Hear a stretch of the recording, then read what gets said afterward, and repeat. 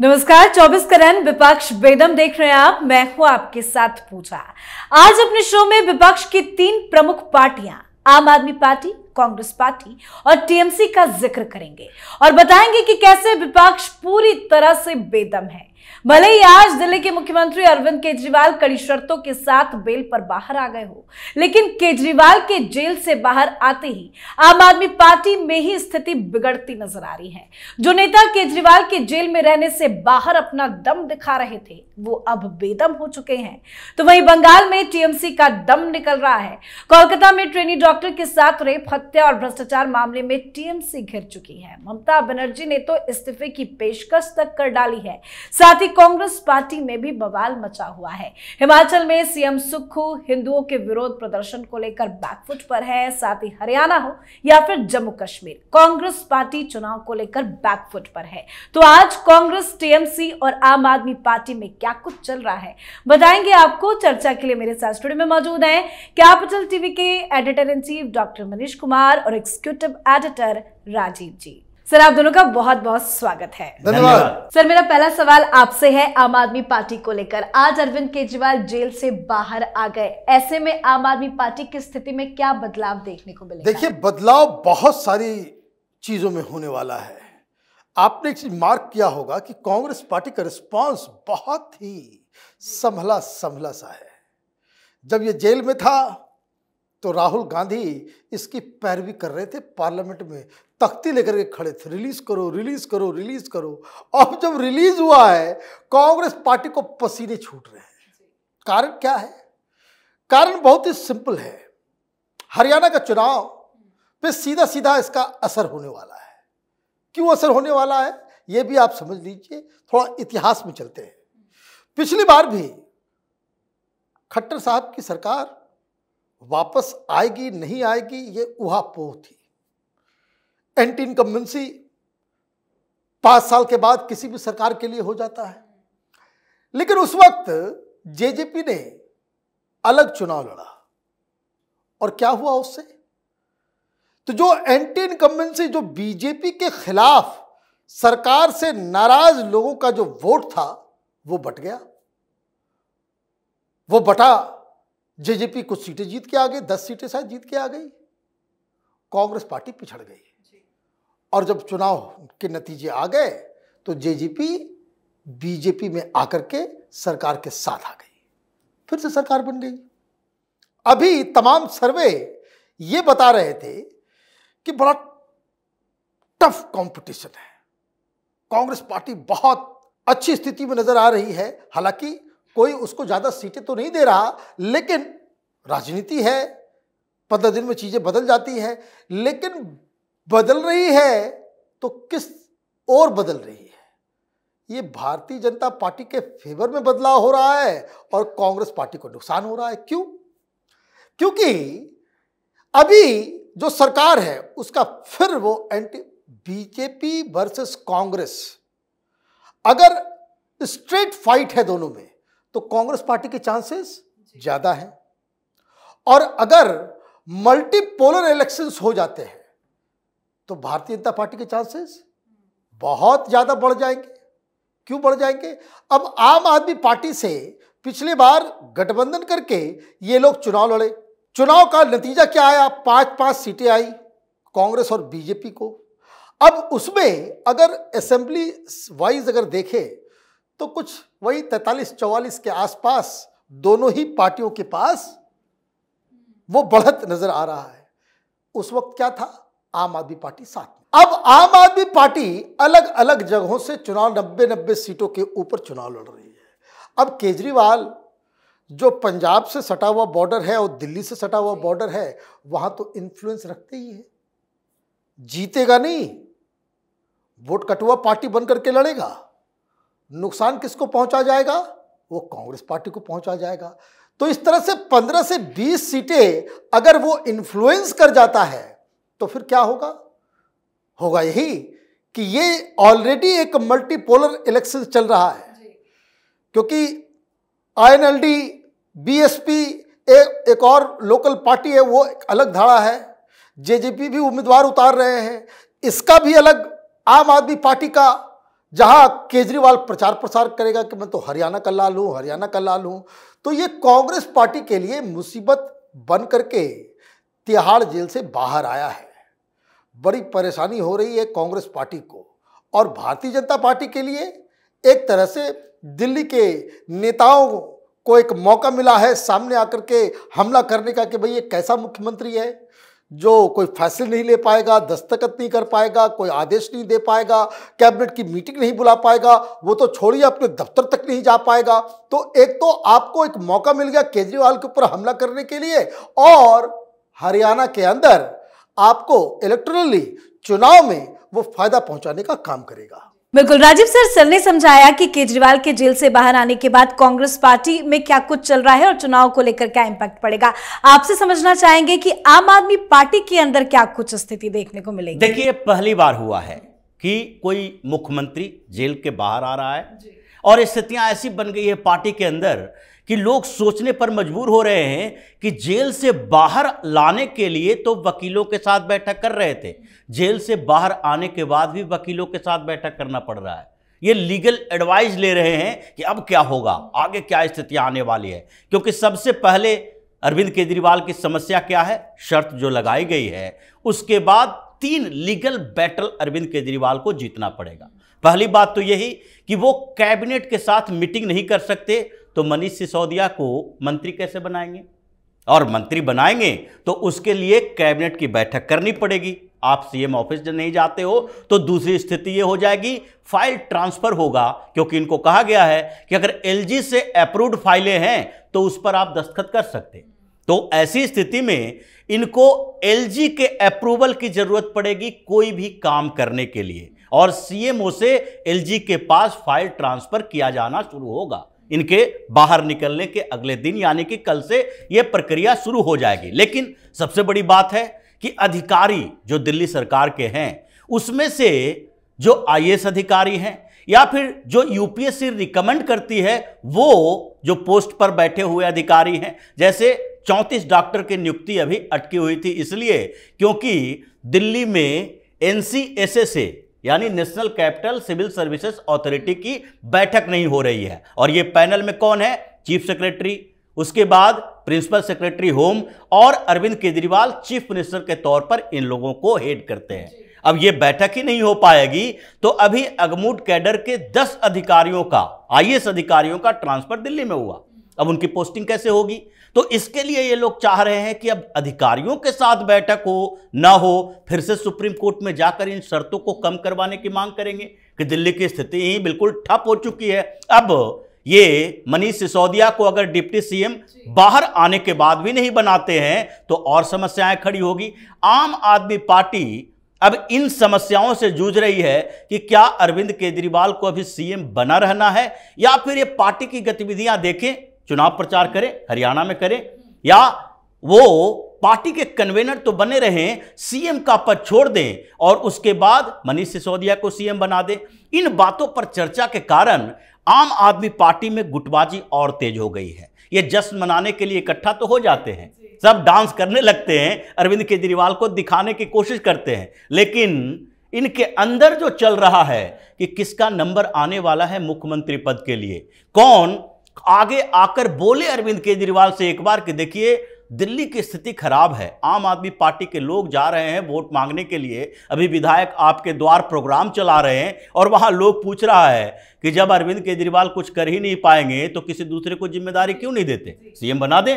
मनीष सिसोदिया को ये बड़े क्रांतिकारी नेता कह रहे थे, तो ये तो जेल से बाहर आ गए हैं, इन्हीं को सीएम बना दिया जाना चाहिए। ये कंफ्यूजन जो आम आदमी पार्टी के अंदर चल रही है, ये कुछ दिन के अंदर बाहर आएगा। जैसे राजकुमार आनंद ने इस्तीफा दिया था, और इसके बाद कुछ और मंत्री इस कंफ्यूजन के शिकार होंगे, क्योंकि उनके मंत्रालय का काम भी प्रभावित होगा सीएम के दस्तखत न होने के कारण। तो ऐसी स्थिति पैदा हो गई है जिसको एक तरह से कह सकते हैं कि दिल्ली में संवैधानिक संकट की स्थिति है, जिस पर अब केजरीवाल को करना है कुर्सी से चिपके रहे या पार्टी को बचाए। बिल्कुल, केजरीवाल के इस्तीफे को लेकर प्रेशर भी है, बयानबाजी भी है, कई सारी चीजें चल रही है, लेकिन पश्चिम बंगाल में ममता बनर्जी तो कह रही है कि ठीक है मैं इस्तीफा देने के लिए तैयार हूं। देखिए, एक दिल्ली का चीफ मिनिस्टर है जो किसी भी हालत पे इस्तीफा नहीं देगा।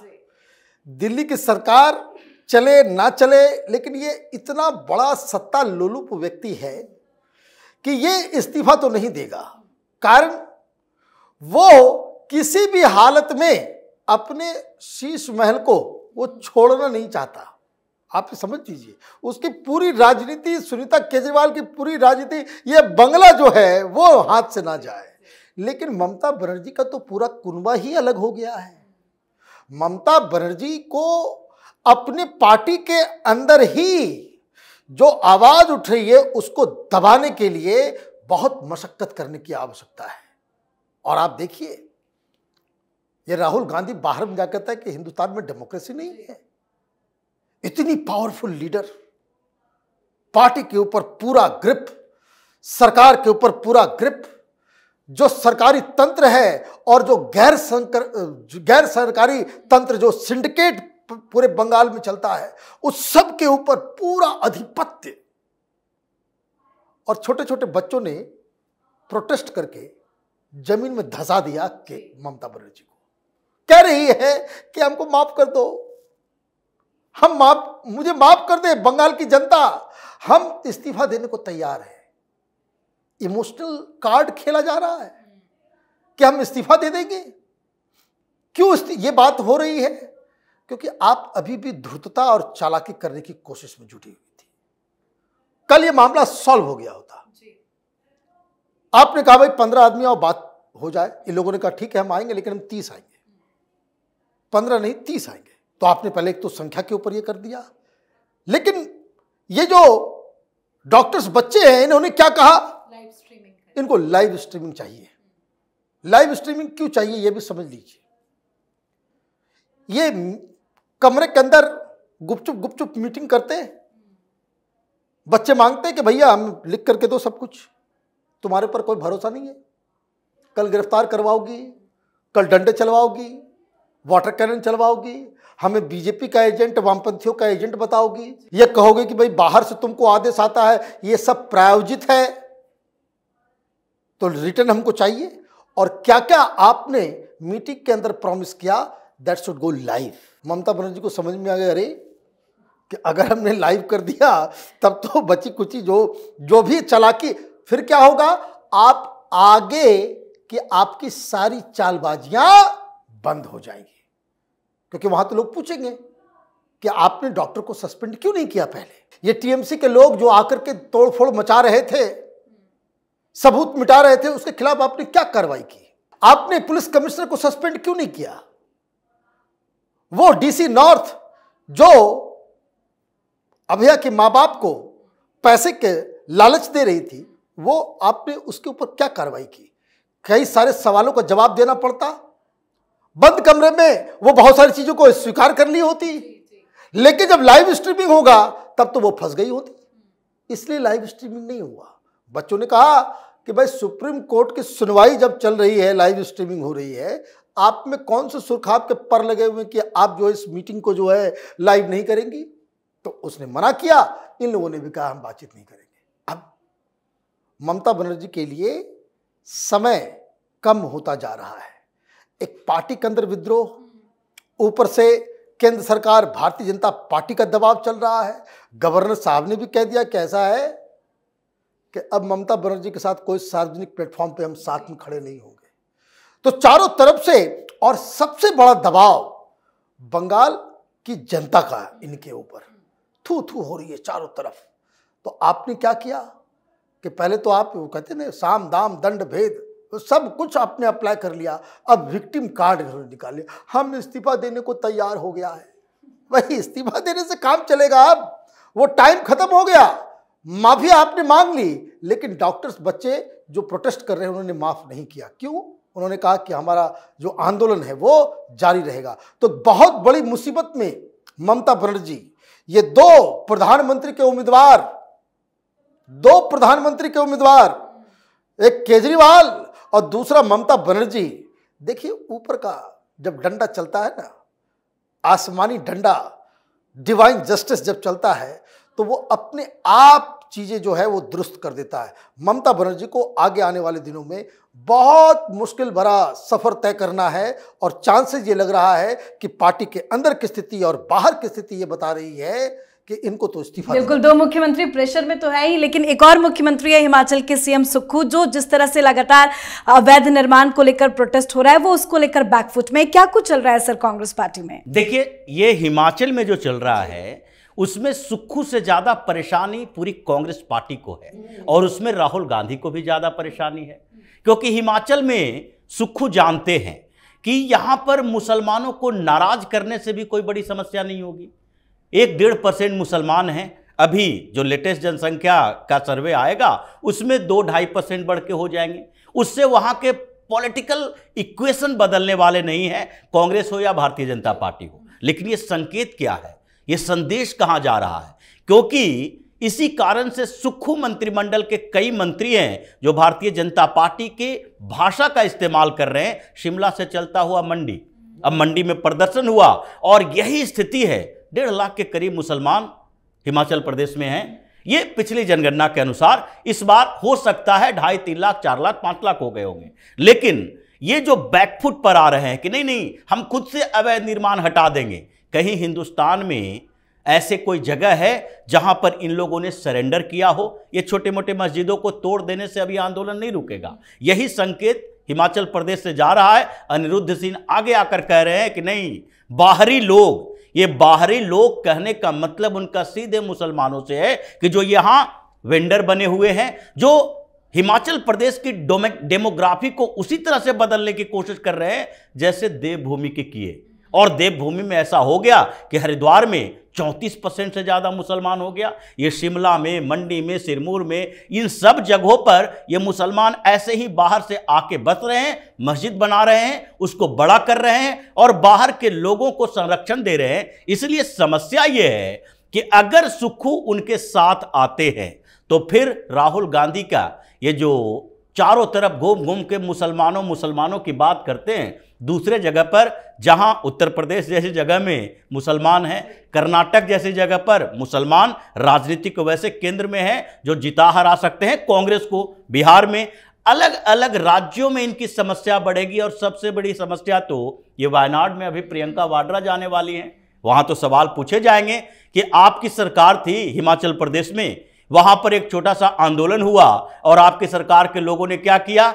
मस्जिद को ढहवा दिया, तुड़वा दिया। आप चिल्ला चिल्लाकर कहते हैं कि योगी जी बुलडोजर चलाते हैं, आपकी सरकार में तो बुलडोजर चल गया, क्योंकि सरकार तो आपकी है। आपको यह करना है कि मस्जिद बनी रहेगी या फिर तोड़ा जाएगा। तो ऐसी स्थिति में राहुल गांधी फंस चुके हैं। सुक्खू तो किसी तरीके से बीच से निकलने की कोशिश कर रहे हैं, अपने मंत्रियों को समझाकर, वहां के हिंदू संगठनों को समझाकर, और बीच में इन मुस्लिम लीडर्स को जो जाकर खुद ही कह रहे हैं हम तोड़ देंगे अवैध निर्माण है, तो इन लोगों के बीच सामंजस्य बिठा रहे हैं। और वहां राहुल गांधी और पूरी कांग्रेस फंसी है कि जो हिमाचल से संकेत मिल रहा है उससे मुसलमान वही स्थिति में आने वाले हैं जो कभी बाबरी मस्जिद विवाद के बाद पूरा का पूरा मुसलमान कांग्रेस से छिटक के इन रीजनल पार्टियों के पास चला गया, कुछ राजद के पास, कुछ सपा के पास। अलग अलग राज्यों में ममता बनर्जी जैसी नेता मुसलमानों को खुश करने के लिए राजनीति करती है। तो फिर वही दौर ना आ जाए कि हमें मुसलमानों के सामने भीख मांगने की जरूरत पड़े